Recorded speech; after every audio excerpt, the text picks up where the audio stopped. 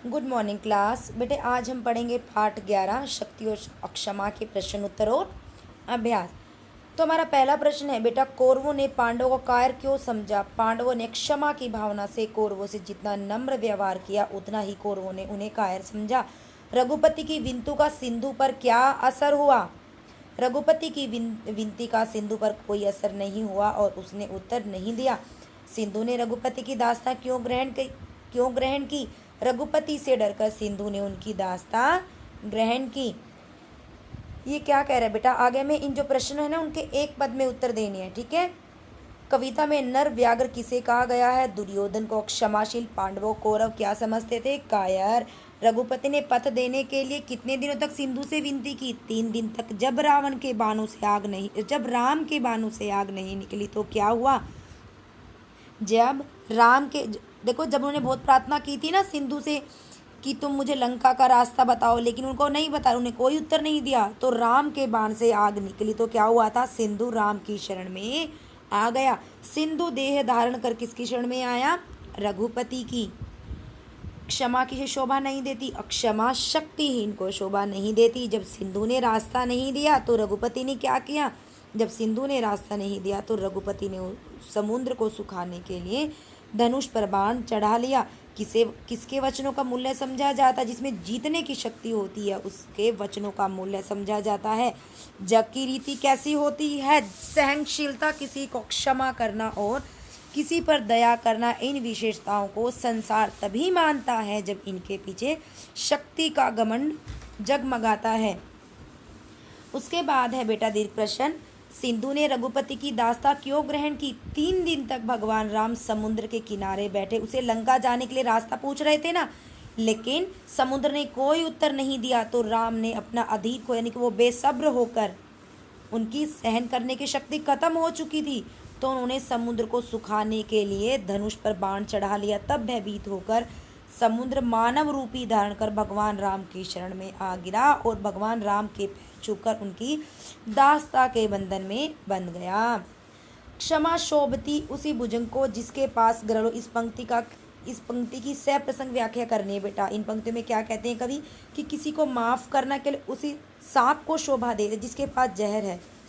विष रहित सांप से कोई नहीं घबराता। वे कहना चाहते हैं कि बिना शत्रु को भयभीत किए आपकी विनम्रता का कोई मोल नहीं है, क्योंकि जितना आप उनके साथ क्षमापूर्ण व्यवहार करेंगे वह उतना ही आपको कायर या डरपोक समझेंगे। इस कविता का मूल भाव अपने शब्दों में लिखना है बेटा। क्षमा वीरों का आभूषण अवश्य है, यानी कि जो वीर पुरुष होते हैं ना वो बेटा क्षमा उनके गहना, यानी कि किसी को भी क्षमा करना उनका एक आभूषण है। किंतु दया, तप, त्याग और क्षमा जैसे गुणों से दुर्जनों को नहीं हराया जा सकता। बुरे व्यक्ति को इन चीज़ों नहीं हरा सकते। शत्रु को बिना भयभीत के उसकी विनम्रता का कोई मोल नहीं। जितना आप उनके साथ सहिष्णुता का व्यवहार करेंगे वह उतना ही आपको कायर या डरपोक समझेंगे।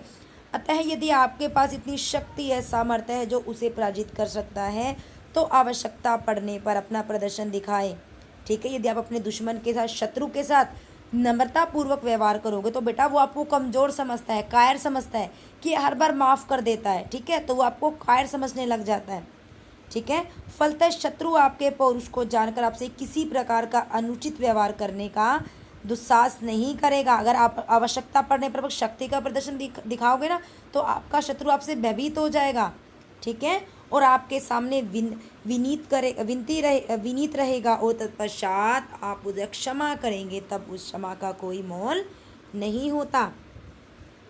बेटा यहाँ से एक्सरसाइज के प्रश्न है बेटा। रेखांकित शब्दों के विलोम शब्द लिखकर वाक्य दोबारा बनाने। बेटा दुष्ट व्यक्ति से दयालुता की आशा नहीं करनी चाहिए, तो क्या आ जाएगा? दयालु व्यक्ति से ही दयालुता की आशा करनी चाहिए। वीर सिपाही कभी मैदान छोड़कर नहीं भागते, तो क्या आ जाएगा? वीर का कायर सिपाही हमेशा मैदान छोड़कर भागते हैं। विष संसार में सर्वत्र प्राप्य है, तो क्या आ जाएगा? विष का अमृत संसार में सर्वत्र प्राप्य नहीं है।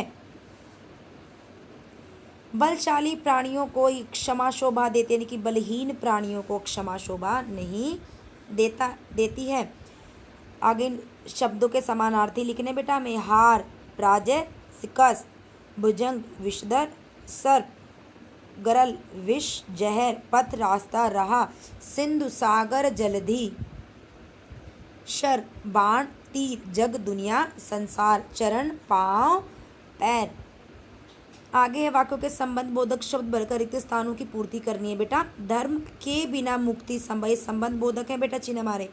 मेरे घर के सामने एक पार्क है, हिमालय के ऊपर बर्फ जमी है, घर के बाहर मत खेलो, रीना नेहा के साथ बाजार गई।